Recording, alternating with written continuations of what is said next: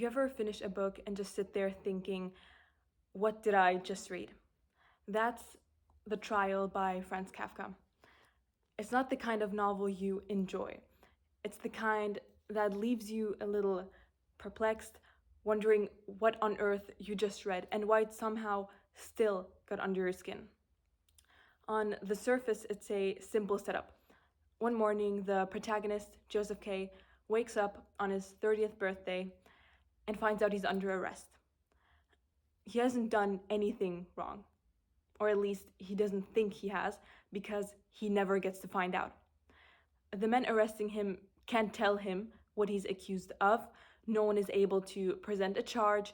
There's no clear court and no clear trial, just these endless hearings, paperwork, and most importantly, guilt that follows him. And through all of it, Joseph K. never really questions why this is happening. He just accepts that it is.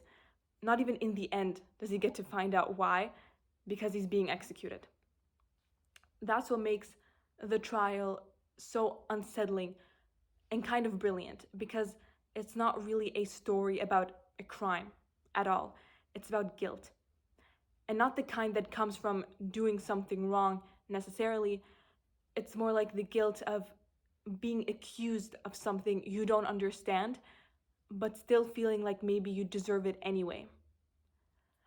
When you read Kafka's books, or in this case, The Trial, it's easy to think, okay, this is absurd and makes absolutely no sense, but that's exactly the point. Kafka wanted it to feel absurd because that's what life under systems, under regimes of control actually feels like. It's confusing and it's inconsistent and it makes you doubt yourself. And when you doubt yourself long enough, you stop resisting and questioning the system and you stop fighting back. Kafka knew this feeling. He worked as a clerk in an insurance office, buried in paperwork, basically a job he wasn't insanely passionate about. He had a complicated father who constantly made him feel small. And when you grow up like that, always trying to please someone who'll never really approve of you, you start carrying guilt around like it's normal. You stop asking what you did wrong and start assuming that you must have.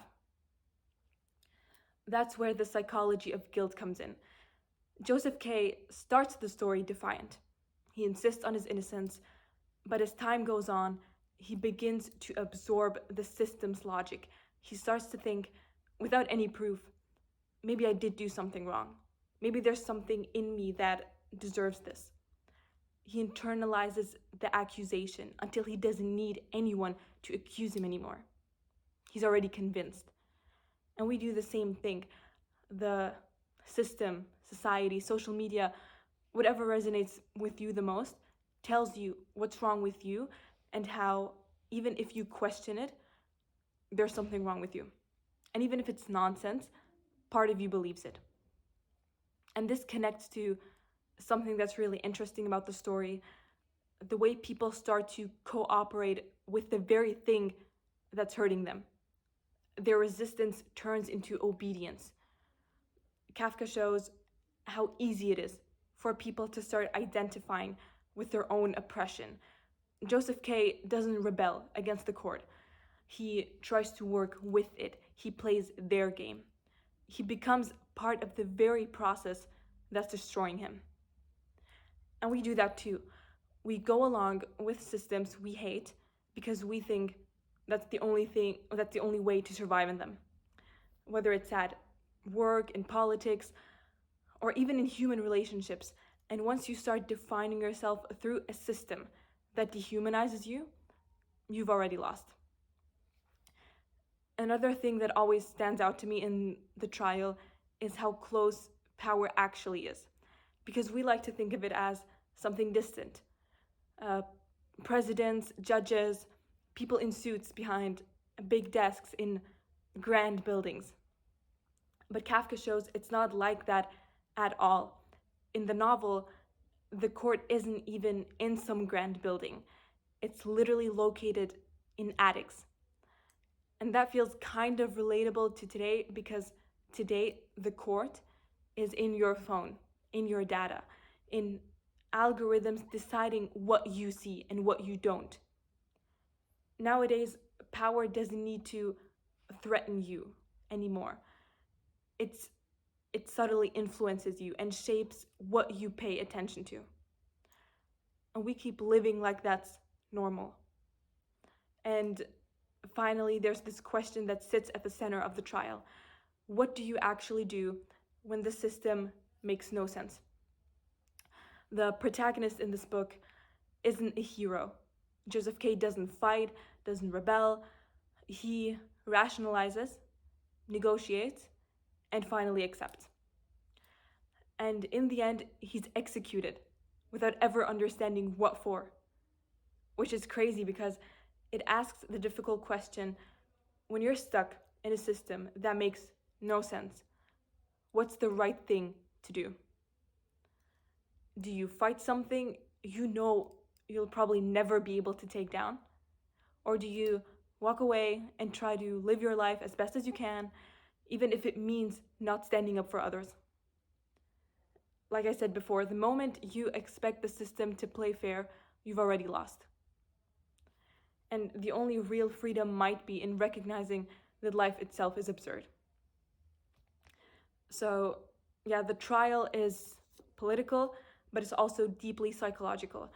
It's about control, not just external control by the state or society, but the kind of control that gets inside your head until you start second guessing and questioning everything you do. It's about how we become our own judges, and it's about guilt. Not because we've done something wrong necessarily, but because the outside world keeps convincing us that we have. What's interesting about Kafka's writing is that it's confusing on purpose. The weird structure, the way everything feels slightly off, is meant to mess with you a little. You start feeling the same frustration and confusion that Joseph K feels. It's like Kafka wanted you to be just as lost as his character. And honestly, that's why it's still considered a classic, why it still resonates with people, because not much has changed. We're still stuck in systems that make us feel small, where the truth depends on who's telling it, and where guilt gets handed out even when you haven't done anything wrong. So the trial isn't a regular book, a regular story you just read. It's one that holds up a mirror and says, this is what happens when you stop questioning. And the absurd part is that we're still doing it every single day.